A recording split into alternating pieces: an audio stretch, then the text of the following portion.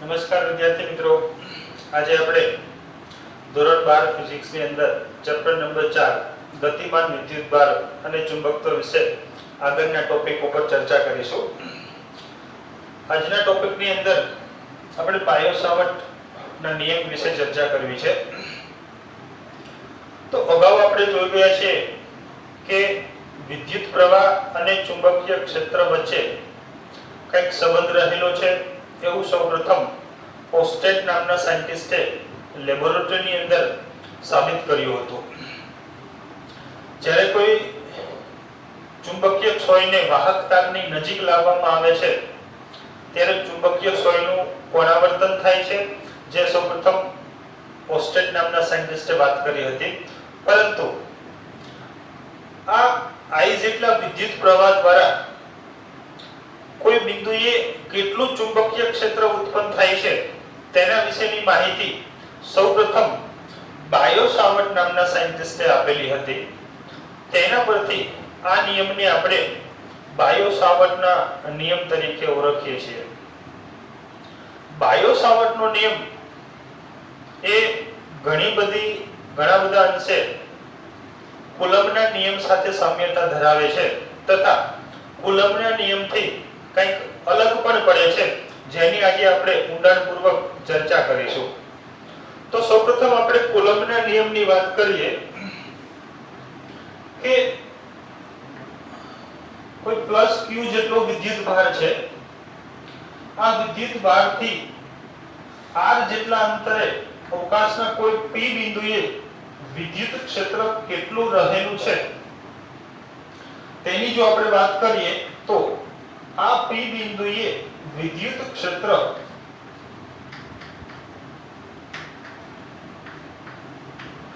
નું મૂલ્ય આ સમીકરણ મુજબ આપણે આપીએ છીએ. જો અહીંયા એક વસ્તુ જોઈએ તો અહીંયા વિદ્યુત ભાર q જેને આપણે પોઈન્ટ ચાર્જ તરીકે ધ્યાનમાં લીધેલો છે, એટલે કે કુલમ્બનો નિયમ એ પોઈન્ટ ચાર્જ માટે જ લાગુ પાડી શકાય છે. જે વસ્તુ છે એક આપણે ધ્યાનમાં લેવાનું છે. તથા આ વિદ્યુત ભાર છે એ વિદ્યુત ક્ષેત્ર માટે જવાબદાર છે, એટલે કે સોર્સ છે. તો બાયો-સાવર્ટના નિયમની વાત કરીએ, કોઈ એક XY કંડક્ટર છે. તો આ XY કંડક્ટરમાંથી જો I જેટલો વિદ્યુત પ્રવાહ પસાર થાય છે તો આ XY કંડક્ટરના અતિ સૂક્ષ્મ ભાગ કરવામાં આવે છે, ધારવામાં આવે છે. તથા કોઈ એક ભાગ, ધારો કે આ સૂક્ષ્મ ભાગ AB ની વાત કરીએ, AB ભાગ છે જેની લંબાઈ dl છે. તો આ dl લંબાઈને લીધે આ કોઈ p બિંદુએ કેટલું ચુંબકીય ક્ષેત્ર રહેલું છે, ઉત્પન્ન થશે, તેના વિશેની માહિતી બાયો-સાવર્ટ નામના સાયન્ટિસ્ટે આપેલ છે. ધારો કે આ dl જેટલી લંબાઈ છે તથા આ dl જેટલી લંબાઈ અતિ સૂક્ષ્મ હોવાથી આપણે છે એને એક પોઈન્ટ તરીકે પણ લઈ શકીએ છીએ. તો અહીંથી તે આ p બિંદુ સુધીનું અંતર r છે, જે r સ્થાન સદિશ છે. અહીંથી I જેટલો વિદ્યુત પ્રવાહ પસાર થાય છે. તો સૌપ્રથમ આપણે બાયો-સાવર્ટના નિયમની અંદર એક નવો શબ્દ આવે છે જેના વિશે આપણે વાત કરવી છે.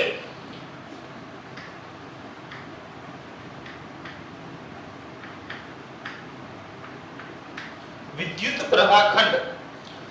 તો કે વિદ્યુત પ્રવાહખંડ એ વિદ્યુત પ્રવાહ I અને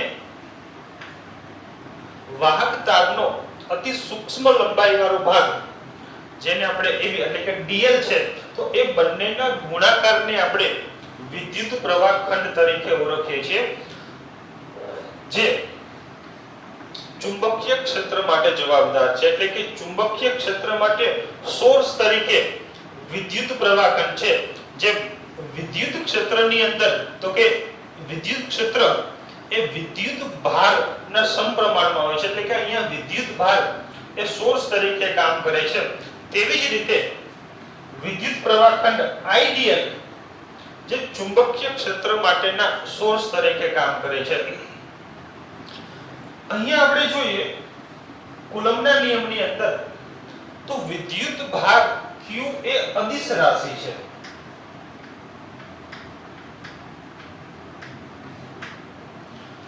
વિદ્યુત ભાર Q છે અદિશ રાશિ છે, એટલે કે જો આ P બિંદુ થી આ સોર્સ ચાર્જ વચ્ચેનું અંતર અચળ રહે અને જો આ Q વિદ્યુત ભારને આપણે કોઈ પણ અવકાશમાં છે કોઈ પણ બિંદુએ છે આપણે લઈએ અંતર r અચળ રહે તેમ, તો આ P બિંદુએ વિદ્યુત ક્ષેત્રનું મૂલ્ય બદલાતું નથી. એટલે કે કોઈ અવકાશના P બિંદુએ વિદ્યુત ક્ષેત્ર એ Q ની પોઝિશન ઉપર આધાર રાખતો નથી. એટલે કે અહીંયા અંતર છે એ આપણે અચળ છે, બદલાતું નથી. તે ધ્યાનમાં રાખવાનું છે. પરંતુ જો બાયો-સાવર્ટ નિયમની વાત કરીએ તો આઈડીએલ એટલે કે વિદ્યુત પ્રવાહખંડ જે સદિશ રાશિ છે,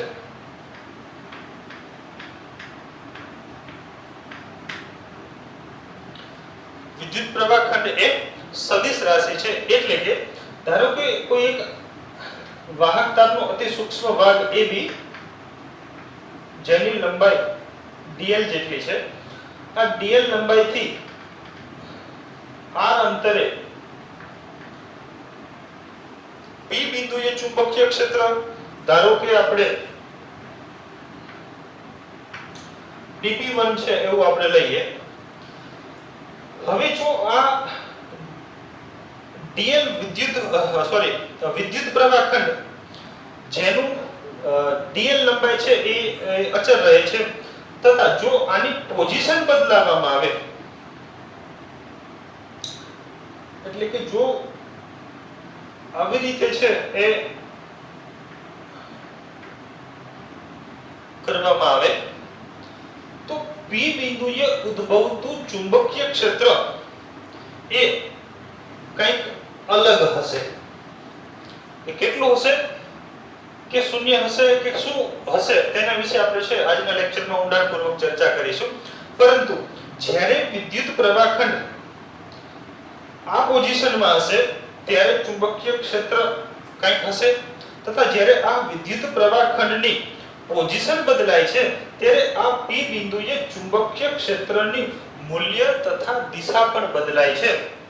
એટલે કે અહીંયા વિદ્યુત પ્રવાહખંડ કઈ પોઝિશનની અંદર રહેલો છે તેના પર ચુંબકીય ક્ષેત્ર આધાર રાખે છે. માટે વિદ્યુત પ્રવાહખંડ એ સદિશ રાશિ છે, જ્યારે અહીંયા વિદ્યુત ભાર જે વિદ્યુત ક્ષેત્ર માટેનો સોર્સ છે જે અદિશ રાશિ છે.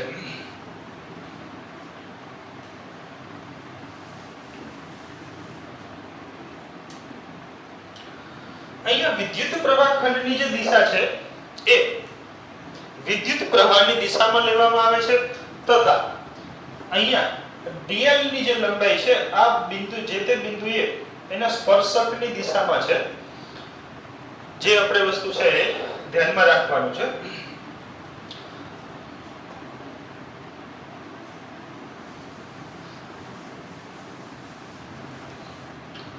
જો હવે આપણે વાત કરીએ તો કે XY કંડક્ટરના AB જેટલા સૂક્ષ્મ ભાગ દ્વારા આ P બિંદુએ કેટલું ચુંબકીય ક્ષેત્ર ઉત્પન્ન થશે, જેને આપણે dB નામ આપીએ છીએ, કારણ કે લંબાઈ અતિ સૂક્ષ્મ હોવાથી ચુંબકીય ક્ષેત્રનું મૂલ્ય પણ છે ખૂબ જ નાનું હશે, માટે એને આપણે dB તરીકે દર્શાવીએ છીએ.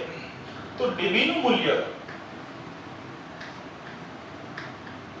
B0/4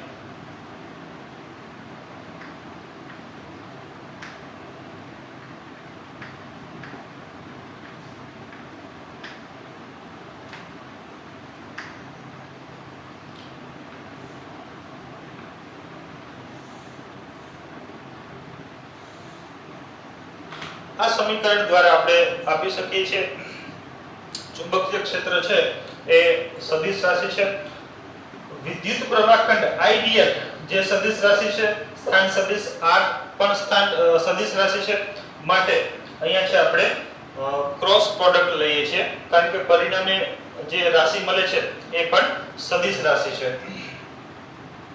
જો આના મૂલ્યની વાત કરીએ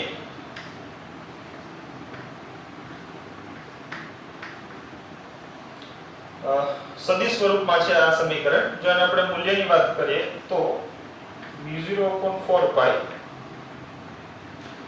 ક્રોસ પ્રોડક્ટના નિયમ મુજબ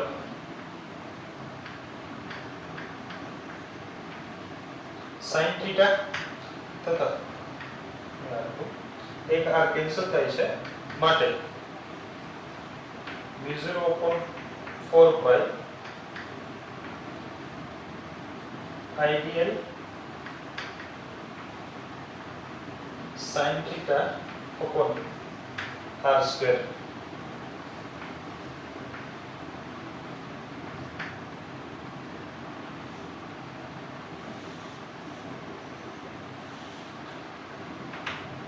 તો આ સમીકરણ પણ છે ખૂબ અગત્યનું છે।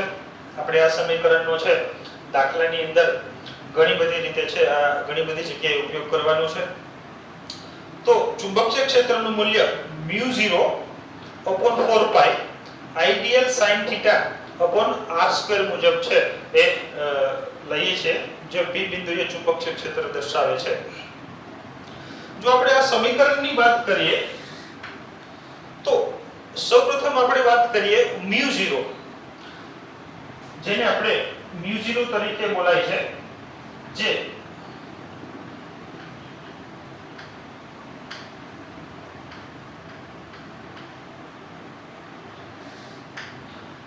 પરમિએબિલિટી છે, જેમ વિદ્યુત ક્ષેત્રની અંદર વિદ્યુત પાર દ્વારા અવકાશના કોઈ p બિંદુએ વિદ્યુત ક્ષેત્ર કેટલું રહેલું છે તેનો આધાર એક માધ્યમ પર પણ આધાર રાખે છે।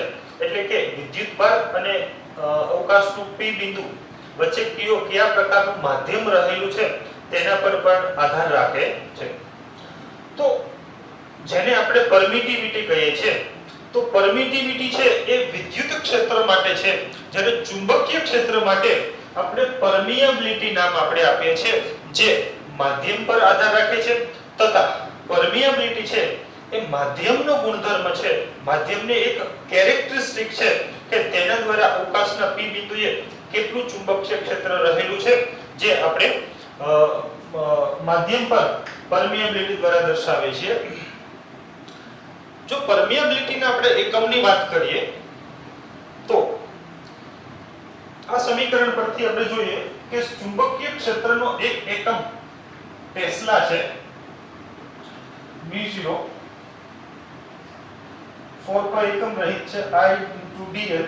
સો વિદ્યુત પ્રવાહનો એકમ એમ્પિયર છે, dl મીટર sin θ એકમ રહિત upon r સ્ક્વેર એટલે કે મીટર સ્ક્વેર છે, mm કેન્સલ થશે। સો μ0 એકમ થશે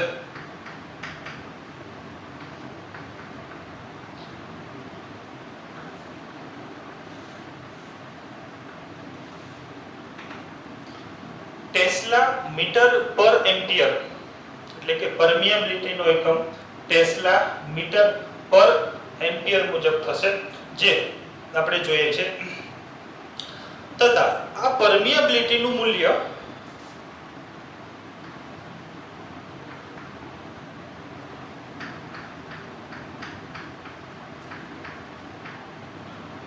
ⅴ પાઈ * 10⁻⁻⁷ છે।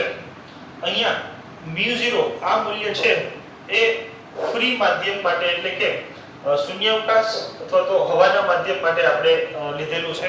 જેમ વિદ્યુત ક્ષેત્રની અંદર ε0 જેનું મૂલ્ય આપણે છે એ ફ્રી એર અથવા તો સ્પેસ માટે આપણે લીધેલું છે, જેમ પરમિએબિલિટીનું મૂલ્ય છે એ 4 પાઈ * 10⁻⁷ છે જે આપણે ધ્યાનમાં રાખવાનું છે।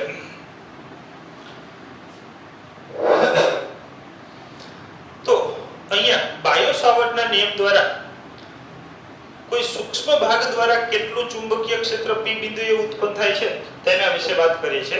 ત્યારબાદ આ બધા સૂક્ષ્મ ભાગ દ્વારા આપણે આ જ પ્રમાણે છે એ P બિંદુએ ચુંબકીય ક્ષેત્ર શોધી અને આ બધા ચુંબકીય ક્ષેત્રનો સદિશ સરવાળો કરવાથી આ આખા XY વાહક તાર દ્વારા P બિંદુએ કેટલું ચુંબકીય ક્ષેત્ર હશે તે આપણે શોધી શકીએ છીએ. તો અહીંયા બાયો સાવર્ટના નિયમની વાત કરીએ, જે આપણે ચુંબકીય ક્ષેત્રના મૂલ્યની વાત કરી. જો આપણે દિશાની વાત કરીએ કે આ વિદ્યુત પ્રવાહ ખંડ દ્વારા આ P બિંદુએ કઈ દિશાની અંદર ચુંબકીય ક્ષેત્ર રહેલું હશે, તો આ ચુંબકીય ક્ષેત્રની દિશા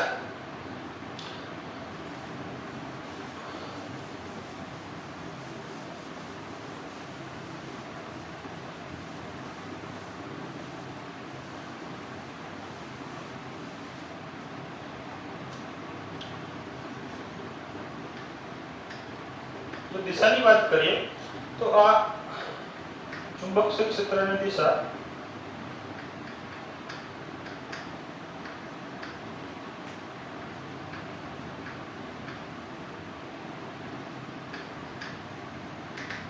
જમણા હાથના નિયમ પરથી શોધી શકે છે. તો કે જમણા હાથના નિયમની અંદર ધારો કે કોઈ આ એક વાહક તાર છે જેની અંદર I જેટલો વિદ્યુત પ્રવાહ છે, આ XY વાહક તાર છે, આ અતિ સૂક્ષ્મ ભાગ AB છે એટલે કે એની લંબાઈ dl છે. તો આ dl લંબાઈ દ્વારા આ P બિંદુએ કેટલું ચુંબકીય ક્ષેત્ર રહેલું છે જેની આપણે અગાઉ વાત કરી, તથા આ બિંદુએ ચુંબકીય ક્ષેત્રની દિશા જમણા હાથના નિયમ પરથી આપણે શોધી શકીએ છીએ. તો જમણા હાથની અંદર સૌપ્રથમ અંગૂઠો છે એ વિદ્યુત પ્રવાહની દિશામાં રહે તેમ ગોઠવવાનો છે. તો આ અંગૂઠો છે એ વિદ્યુત પ્રવાહની દિશામાં રહે તેમ ગોઠવે છે, તથા જે જમણા હાથની હથેળી છે એને આપણે P બિંદુએ સુધી લઈ જતા P બિંદુ તરફ રાખતા અને ત્યાંથી આંગળીઓને 90 ડિગ્રી વાળતા આંગળીઓની જે દિશામાં વળે છે એ દિશાની અંદર ચુંબકીય ક્ષેત્ર રહેલું છે. તો અહીંયા જોઈએ P બિંદુએ ચુંબકીય ક્ષેત્ર વિદ્યુત પ્રવાહ ઉપરની દિશામાં છે, અંગૂઠો એ દિશામાં રહે તેમ ગોઠવે છે, તથા વાળતા ચુંબકીય ક્ષેત્ર અહીંયા અંદરની દિશામાં રહેલું છે. તો જમણા હાથના નિયમ પરથી ચુંબકીય ક્ષેત્રની દિશા પણ શોધી શકીએ છીએ. જો આ સાઈડે આપણે વાત કરીએ, ધારો કે આ Q બિંદુએ ચુંબકીય ક્ષેત્રની દિશા લઈએ તો અંગૂઠો ઉપર છે, પરંતુ P બિંદુ અહીંયા હોવાથી આપણે હાથને આ બાજુ આ રીતે ફેરવશું તો અહીંયા આંગળીઓ છે એ સમતલમાંથી બહારની તરફ આવે રહે તેમ ગોઠવાય છે. માટે Q બિંદુએ ચુંબકીય ક્ષેત્રની દિશા સમતલમાંથી બહારની તરફ છે, જેને આપણે ડોટ વડે દર્શાવીએ છીએ. સમતલની અંદરની તરફ જતી દિશા માટે આપણે એને ક્રોસ વડે દર્શાવીએ છીએ. તો આવી રીતે બાયો સાવર્ટના નિયમ પરથી ચુંબકીય ક્ષેત્રનું મૂલ્ય તથા આ ચુંબકીય ક્ષેત્રની દિશા કઈ હશે તેના વિશેની આપણે છે માહિતી મળે છે. તો હવે આપણે થોડાક આની દિશા માટે થોડીક પ્રેક્ટિસ કરી લઈએ. તદુપરાંત જો આપણે જોઈએ કે બાયો સાવર્ટનો નિયમ છે એ કુલમ્બના નિયમ સાથે કેટલી સામ્યતા ધરાવે છે, જો એની આપણે વાત કરીએ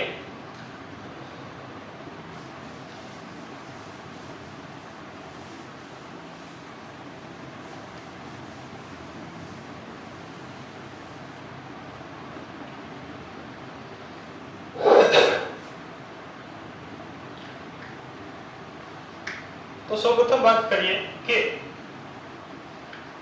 આ પ્લસ કે Q જેટલા વિદ્યુત ભારથી R બિંદુએ R અંતરે P બિંદુએ વિદ્યુત ક્ષેત્રનું મૂલ્ય કેટલું હશે, તો કે વિદ્યુત ક્ષેત્રનું મૂલ્ય EP 1/4 epsilon into Q R² મુજબ આપણે આપીએ છીએ. એવી જ રીતે જો વાત કરીએ ચુંબકીય ક્ષેત્રની અંદર તો AB અતિ સૂક્ષ્મ વાહક તાર છે જેની લંબાઈ dl જેટલી છે. તો આ dl થી આ p બિંદુએ ચુંબકીય ક્ષેત્ર કેટલું રહેલું છે તેની આપણે વાત કરીએ તો ચુંબકીય ક્ષેત્ર db = 4 pi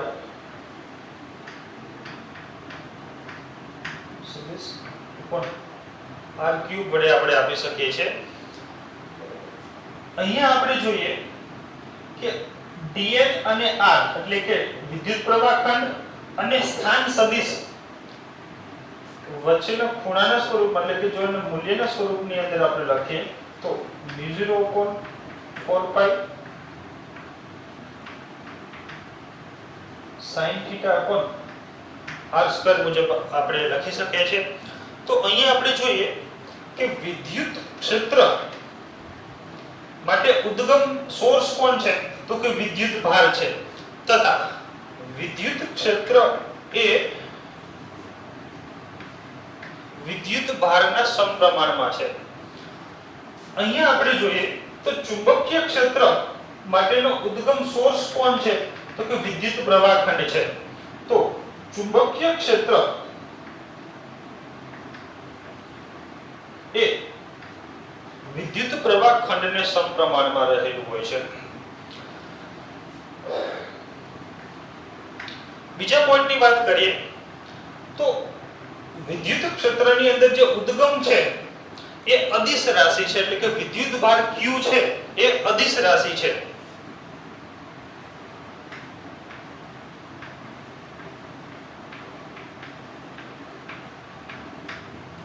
જ્યારે અહીંયા આપણે વાત કરીએ તો કે આઈડીએલ એટલે કે વિદ્યુત પ્રવાહ ખંડ એ સદિશ રાશિ છે.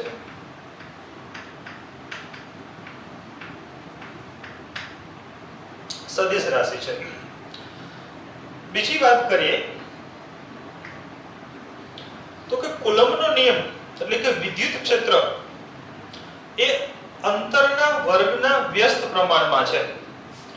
તો અહીંયા આપણે જોઈએ કે ચુંબકીય ક્ષેત્ર પણ અંતરના વર્ગના વ્યસ્ત પ્રમાણમાં છે તથા આ બંને નિયમો છે બંને નિયમો એ ખૂબ લાંબા અંતર માટે પણ લાગુ પાડી શકાય છે. તો જેની આપણે વાત કરીએ તો વિદ્યુત ક્ષેત્ર EP જે અંતરના વર્ગના વ્યસ્ત પ્રમાણમાં છે તે જ પ્રમાણે ચુંબકીય ક્ષેત્ર પણ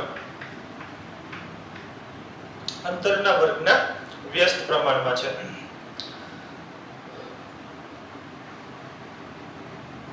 હજુ જો વાત કરીએ તો કુલમ્બનો નિયમ એ સંપાતપણાના સિદ્ધાંતને અનુસરે છે. એ જ પ્રમાણે બાયો સાવર્ટનો નિયમ એ ચુંબકીય ક્ષેત્ર માટે છે તથા આ નિયમ પણ સંપાતપણાના નિયમને અનુસરે છે. એટલે કે બંને નિયમ છે એ સંપાતપણાના નિયમનું પાલન કરે છે જે આપણે નોંધ કરીએ.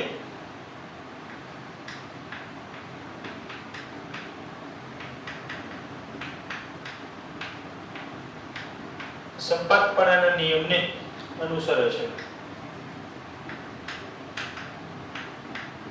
અહીંયા પણ આપણે લખી શકીએ કે ચુંબકીય ક્ષેત્ર માટે બાયો સાવર્ટનો નિયમ પણ સંપાતપણાના નિયમને અનુસરે છે.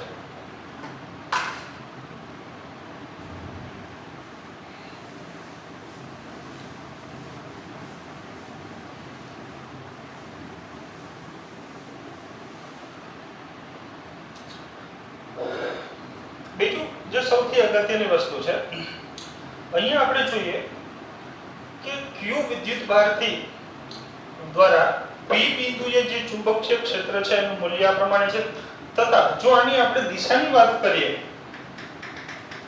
વિદ્યુત ક્ષેત્રની દિશા કઈ હશે તો આપણે શું જાણીએ છીએ તે મુજબ અહીંયા વિદ્યુત ભાર દ્વારા p બિંદુએ વિદ્યુત ક્ષેત્રની દિશા આ સ્થાન સદિશને સમાંતર હશે એટલે કે આ સ્થાન સદિશની દિશામાં હશે વિદ્યુત ક્ષેત્રની દિશા છે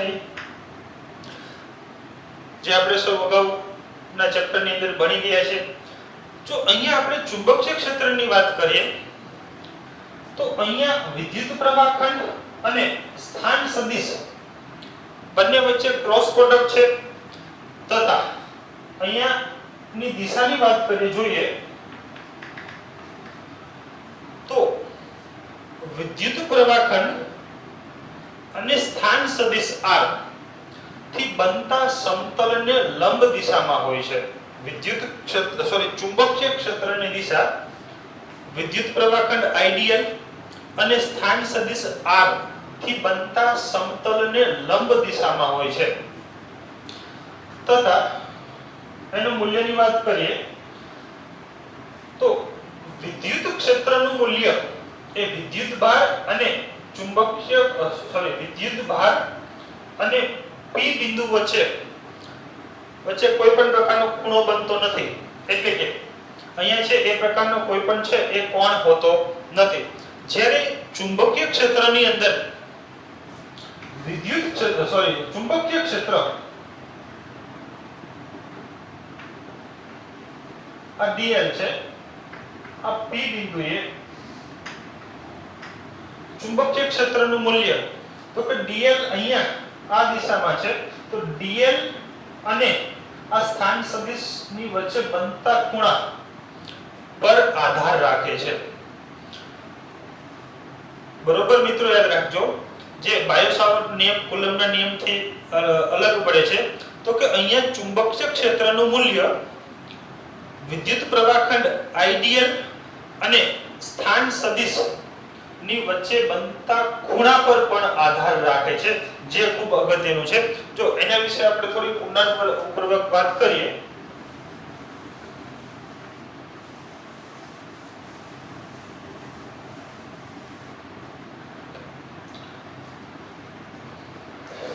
ધારો કે એક XY વાહક તાર છે જેમાંથી I જેટલો વિદ્યુત પ્રવાહ પસાર થાય છે.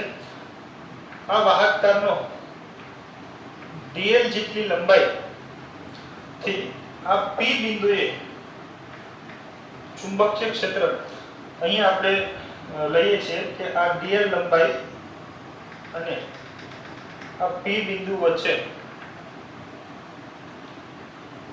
90 ડિગ્રીનો કોણ રહેલો છે.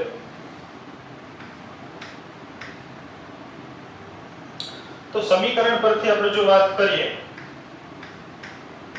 તો ચુંબકીય ક્ષેત્ર p બિંદુએ માટે μ0/4 પાઈ sin θ/r² મુજબ અહીંયા dl અને આ સ્થાન સદિશ વચ્ચેનો ખૂણો 90 ડિગ્રીનો છે માટે θ = 90 ડિગ્રી હોવાથી જો આપણે મૂલ્યની વાત કરીએ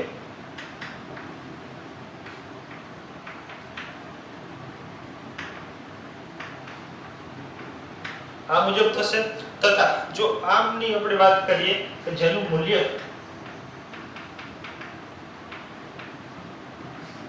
મેક્સિમમ હશે એટલે કે જ્યારે વિદ્યુત પ્રવાહખંડ આઇડિયલ અને સ્થાન સદિશ વચ્ચેનો ખૂણો 90 ડિગ્રીનો બનશે ત્યારે ચુંબકીય ક્ષેત્રનું મૂલ્ય મહત્તમ થશે.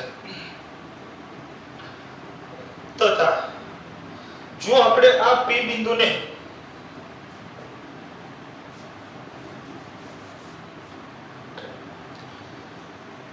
આ વાહક તારની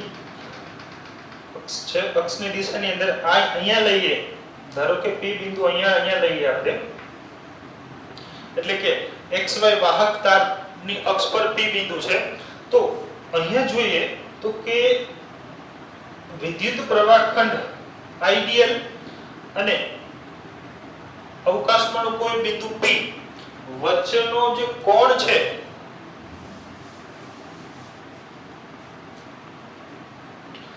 વિદ્યુત પ્રવાહખંડ ઉપરની દિશામાં છે તથા p બિંદુ છે એ એની નીચેની તરફ છે તો અહીંયા θ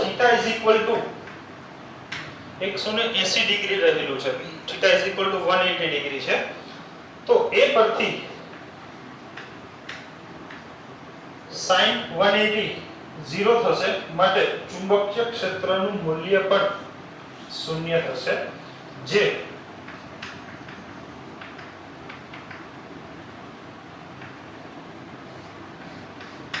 મિનિમમ જેટલું હશે. તથા જો p બિંદુને આપણે અહીંયા લઈએ આઈડિયલ વિદ્યુત પ્રવાહ ખંડ અને P બિંદુ વચ્ચેનો ખૂણો છે એ 0 ડિગ્રી થશે ત્યારે પણ P બિંદુએ ચુંબકીય ક્ષેત્રનું મૂલ્ય છે એ શૂન્ય એટલે કે મિનિમમ જેને આપણે પણ કહી શકીએ છીએ. આમ કોઈ વિદ્યુત પ્રવાહ ધારિત તાર પર જો કોઈ P બિંદુ લેવામાં આવે તો તે બિંદુએ ચુંબકીય ક્ષેત્રનું મૂલ્ય હંમેશા શૂન્ય હશે, જે ખૂબ અગત્યનું અને આપણે યાદ રાખવાનું છે વિદ્યાર્થી મિત્રો. તો અહીંયા આપણે જોયું કે બાયો-સાવર્ટનો નિયમ છે એ વિદ્યુત પ્રવાહ ખંડ આઈડિયલ અને સ્થાન સદિશના ખૂણા પર પણ આધાર રાખે છે. એટલે કે આઈડિયલ જે sin θ જે આ સમીકરણ પરથી આપણે સમજી શકીએ છીએ. જ્યારે કુલમ્બના નિયમની અંદર આવું જોવા મળતું નથી. એટલે કે વિદ્યુતભાર અને અવકાશનો કોઈ P બિંદુ વચ્ચે કોઈ પણ પ્રકારનો કોણ બનતો નથી. તો આવી રીતે આપણે જોયું કે કુલમ્બનો નિયમ અને બાયો-સાવર્ટ નિયમ છે એ ઘણી બધી રીતે એકબીજા સાથે સામ્યતા ધરાવે છે તથા ઘણા બધા અંશે એકબીજાથી અલગ પણ પડે છે, જે આપણે જોયું. તો ચાલો હવે આપણે છે એ બાયો-સાવર્ટના નિયમ દ્વારા કોઈ અલગ-અલગ આકારના વિદ્યુત પ્રવાહ ધારિત તાર આપણને આપેલો છે તો તેના વડે ચુંબકીય ક્ષેત્રની દિશા કઈ રહેલી છે તેની આપણે થોડી પ્રેક્ટિસ કરી લઈએ, જેથી કરીને છે એ આ કોન્સેપ્ટ એકદમ વ્યવસ્થિત ક્લિયર થઈ જાય.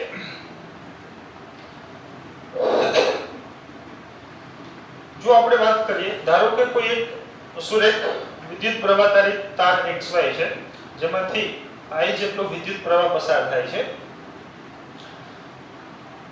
જો આ વિદ્યુત પ્રવાહ ધારિત તાર આ સાઈડ એટલે કે P બિંદુએ વાત કરીએ તો કે આ સૂક્ષ્મ ખંડ દ્વારા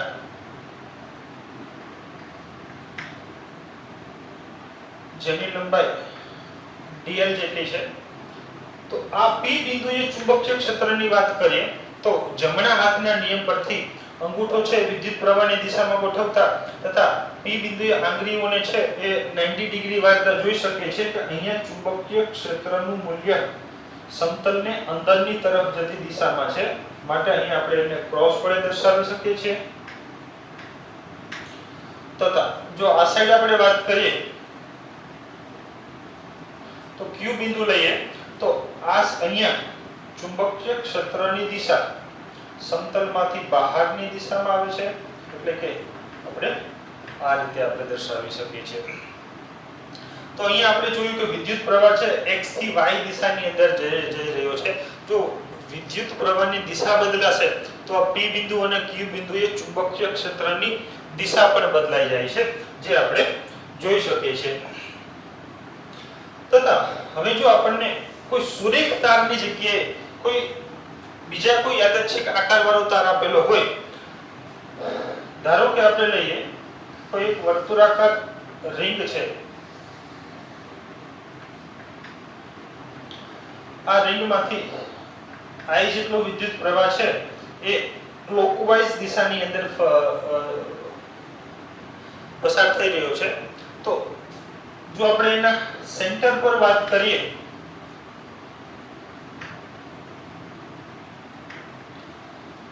તો આ રિંગ દ્વારા એના સેન્ટર પર ચુંબકીય ક્ષેત્રની દિશા, અત્યારે આપણે એની માત્ર દિશાની વાત કરીએ છીએ, મૂલ્યની છે આપણે આના પછી છે એના વિશે જોઈશું આપણે. તો સૌપ્રથમ અહીંયા જો વાત કરીએ તો કે આ આખા રિંગને આપણે અતિ નાના સૂક્ષ્મ ભાગની અંદર છે એ વહેંચવામાં આવે છે, કારણ કે બાયો-સાવર્ટનો નિયમ છે એ અતિ સૂક્ષ્મ વિદ્યુત પ્રવાહ ધારિત તાર એટલે કે વિદ્યુત પ્રવાહ ખંડ બને છે એના માટે જ લાગુ પાડી શકાય છે. તો હવે આ અતિ જે નાનો ભાગ છે એ સુરેખ તાર તરીકે આપણે ગણી શકીએ છીએ. તો અહીંયા વિદ્યુત પ્રવાહની દિશા આ દિશામાં છે તો અંગૂઠો એ દિશામાં રાખશું, તથા અહીંયા આંગળીઓ છે એ અંદરની તરફ વળે છે, તો અહીંયા ચુંબકીય ક્ષેત્રની દિશા છે એ અંદરની તરફ જતી દિશામાં હોય છે. આ વિદ્યુત પ્રવાહધારી ખંડ દ્વારા વાત કરીએ તો આ પણ છે એક અતિ સુરેખ તાર તરીકે આપણે ગણી શકીએ છીએ. ત્યાંથી વિદ્યુત પ્રવાહ છે આ I છે, જેની લંબાઈ છે એ dl છે. તો વિદ્યુત પ્રવાહ ખંડ છે એ આ દિશાની અંદર બને છે. તો અંગૂઠો છે એ અહીંયા આ તરફ રાખતા આંગળીઓને છે એ ગોઠવતા આંગળીઓ સમતલની અંદરની તરફની દિશામાં રહે છે. તો આ વિદ્યુત પ્રવાહ ખંડ દ્વારા પણ આ બિંદુએ ચુંબકીય ક્ષેત્ર સમતલની અંદરની દિશામાં રહે તેમ ગોઠવાય છે. તો આ વિદ્યુત પ્રવાહ ખંડની વાત કરીએ તો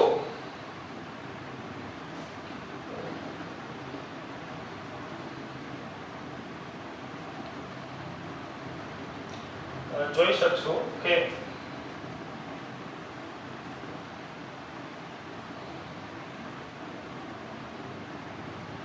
આવી રીતે હાથને રાખતા અંગૂઠો આ દિશામાં અંગૂઠો છે વિદ્યુત પ્રવાહની દિશામાં ગોઠવતા આપણી આંગળીઓ છે એ પણ સમતલની અંદરની તરફ રહે છે. માટે અહીંયા છે ચુંબકીય ક્ષેત્રની દિશા છે એ સમતલની અંદરની તરફ રહે છે. જો આપણે આમાં બધા ભાગ દ્વારા જો આપણે જોઈએ તો બધા ભાગ દ્વારા આ સેન્ટર પર ચુંબકીય ક્ષેત્રની દિશા સમતલની અંદરની તરફની દિશામાં રહેલું છે. તો જે આપણે છે જમણા હાથના નિયમ દ્વારા આપણે જોઈ શકીએ છીએ. એટલે કે ચુંબકીય ક્ષેત્ર B છે એ આ રીતે હશે. તથા જો આપણે રિંગની અંદર વિદ્યુત પ્રવાહની દિશા ઉલટાવવામાં આવે એટલે કે વિદ્યુત પ્રવાહની દિશા છે એ એન્ટી ક્લોકવાઇઝ દિશામાં કરવામાં આવે તો આ બિંદુએ એટલે કે વર્તુળના રિંગના સેન્ટર પર ચુંબકીય ક્ષેત્રનું મૂલ્ય છે એ સમતલમાંથી બહારની તરફની દિશામાં ગોઠવાય છે. તો અહીંયા ચુંબકીય ક્ષેત્રની દિશા આપણે આ રીતે આપણે આપી શકીએ છીએ. તથા જો આપણે જોઈએ કે વિદ્યુત પ્રવાહ ધારિત તારને આપણે એવી રીતે ગોઠવીએ કે એ વિદ્યુત પ્રવાહ ધારિત તાર એ સમતલને લંબ રૂપે તથા પ્રવાહની દિશા સમતલને અંદરની તરફ રહે એવી રીતે ગોઠવાય છે. જો આ વિદ્યુત પ્રવાહ I છે તો આ P બિંદુએ વાત કરીએ અહીંયા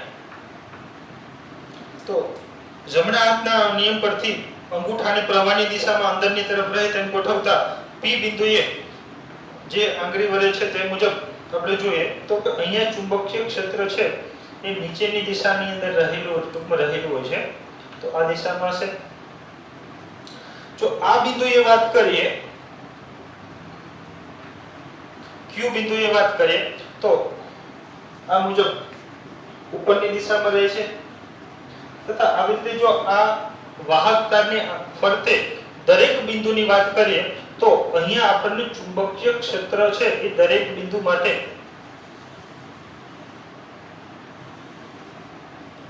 આ રીતે મળશે. જે આપણે જોઈ શકીએ છીએ કે ચુંબકીય ક્ષેત્ર છે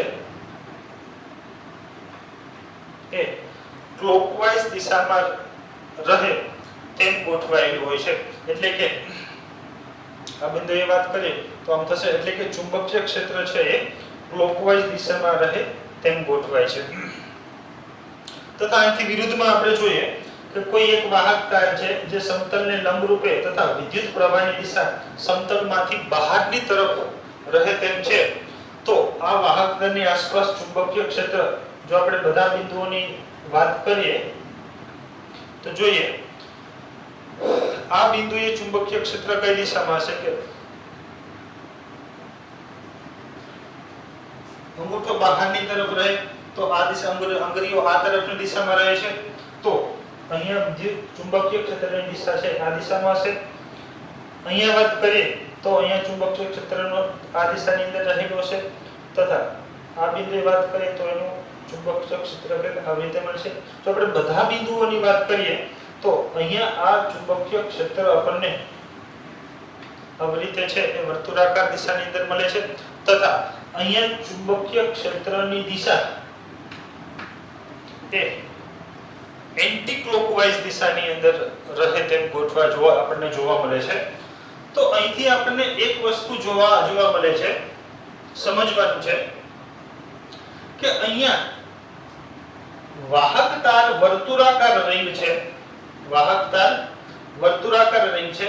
તો આપણે જોઈ શકીએ છીએ કે ચુંબકીય ક્ષેત્ર છે એ સમતલની અંદરની તરફ રહે છે તથા અહીંયા વર્તુળાકાર રિંગની અંદર સમતલમાંથી બહારની તરફ આવે છે એટલે કે વાહક તાર વર્તુળાકાર છે તો ચુંબકીય ક્ષેત્ર સુરેખ આપણને આવી રીતે છે એ મળે છે તથા જો અહીંયા જોઈએ તો વાહક તાર એ સુરેખ છે તો ચુંબકીય ક્ષેત્ર આપણને અહીંયા છે એ વર્તુળાકાર રહે એમ ગોઠવાય એ પ્રમાણે આપણને મળે છે જે આપણે જોયું બાયો-સાવર્ટના નિયમ જમણા હાથના નિયમ દ્વારા ચુંબકીય ક્ષેત્રની દિશા શોધી શકે છે.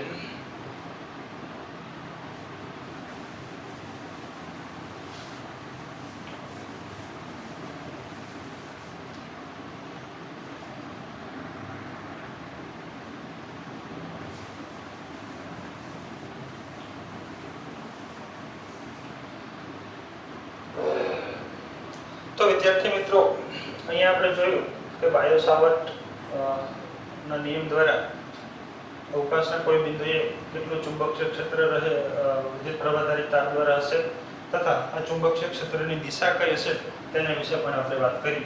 જો હજુ થોડું ઊંડાણપૂર્વક આપણે આ ટોપિક વિશે ચર્ચા કરીએ તો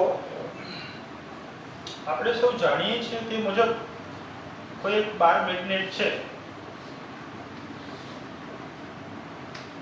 ધારો કે આ N ધ્રુવ અને આ S ધ્રુવ છે તો જો અહીંયા આપણે ચુંબકીય ક્ષેત્ર રેખાઓની વાત કરીએ તો આપણે સૌ જાણીએ છીએ તે મુજબ બહારની તરફ ચુંબકીય ક્ષેત્રની રેખા નોર્થ થી સાઉથ તરફની હશે તથા અંદરની સાઈડ વાત કરીએ તો ચુંબકીય ક્ષેત્રની રેખાઓ છે એ સાઉથ થી નોર્થ તરફની છે એવી રીતે બંધ કરો રચે છે બનાવે છે.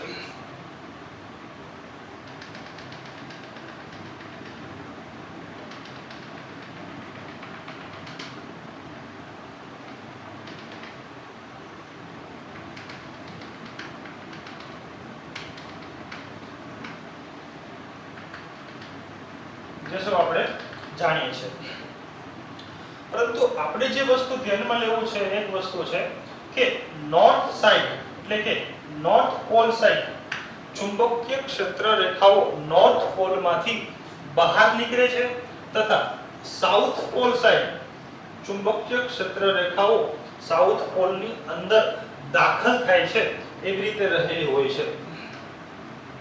જો આની આપણે અહીંયા ઉપયોગ લઈએ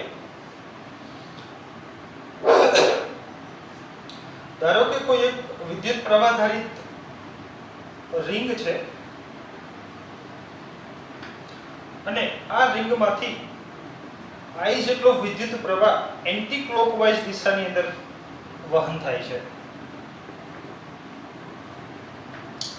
તો આપણે અગાઉ જોયું તે મુજબ આ વિદ્યુત પ્રવાહધારિત રિંગ દ્વારા આના સેન્ટર પર ચુંબકીય ક્ષેત્રની દિશા વિશે વાત કરી તો અહીંયા ચુંબકીય ક્ષેત્રની જે દિશા છે એ એન્ટી ક્લોકવાઇઝ હોવાથી ચુંબકીય ક્ષેત્રની રેખા સમતલને બહારની તરફ રહે તેમ ગોઠવાયેલી હોય છે જે આપણે જમણા હાથના નિયમ મુજબ આપણે શોધી શકીએ છીએ. તો અહીંયા ચુંબકીય ક્ષેત્રની રેખાઓ બહારની તરફ હોય છે એટલે કે આ દિશામાંથી છે એ બહાર આવે છે આમ થાય છે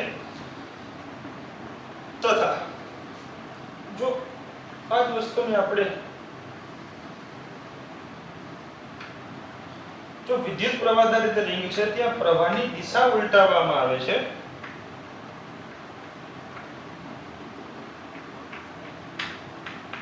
તો અહીંયા ચુંબકીય ક્ષેત્રની રેખાઓ સમતલને અંદરની તરફ જતી હોય તેમ રહે છે. તો અહીંયા આપણે જોઈ શકીએ છીએ કે નોર્થ પોલ હોય છે ત્યાં ચુંબકીય ક્ષેત્ર રેખાઓ બહારની તરફ હોય છે. તો અહીંયા આપણે જોઈ શકીએ કે આ જે વર્તુળાકાર રિંગ છે એ રિંગનો આ જે સરફેસની વાત કરીએ તો આ સરફેસમાંથી બહારની તરફ આવે છે. તો આ જે વર્તુળાકાર રિંગ છે કે જેમાંથી એન્ટી ક્લોકવાઇઝ દિશાની અંદર છે એ વિદ્યુત પ્રવાહનું વહન થાય છે. તો આ જે રિંગની સમતલની બહારની સાઈડની જે સરફેસ છે જેને આપણે નોર્થ પોલ તરીકે લઈ શકીએ છીએ. કે જ્યાં અહીંયા ચુંબકીય ક્ષેત્ર રેખાઓ બહાર આવે છે અને નોર્થ પોલ ની અંદર પણ ચુંબકીય ક્ષેત્ર રેખાઓ બહારની તરફ હોય છે, તો અહીંયા આપણે છે એને નોર્થ પોલ તરીકે લઈ શકીએ છીએ. જો એને આપણે અંતે દર્શાવવો હોય તો આ રીતે દર્શાવી શકાય છે. જે એરો છે એ વિદ્યુત પ્રવાહની દિશા દર્શાવે છે. જો વર્તુળાકાર રિંગની અંદર વિદ્યુત પ્રવાહ એન્ટી ક્લોકવાઇઝ દિશાની અંદર હશે તો એ રિંગની સરફેસ છે એ નોર્થ પોલ તરીકે વર્તશે. તથા અહીંયા જો આપણે વાત કરીએ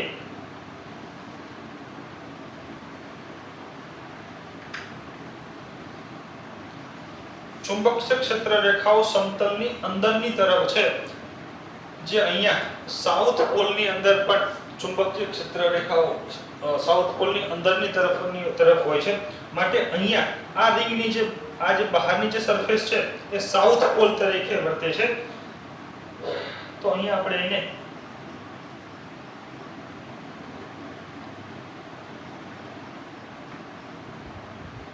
જો વિદ્યુત પ્રવાહની દિશા ક્લોકવાઇઝ હશે તો આ રિંગનો જે બહારની સરફેસ છે એ સાઉથ પોલ તરીકે વર્તે છે, જે આપણે જોઈ શકીએ છીએ.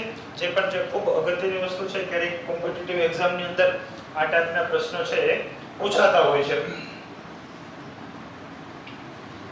તથા જો આપણે આગળ જોઈએ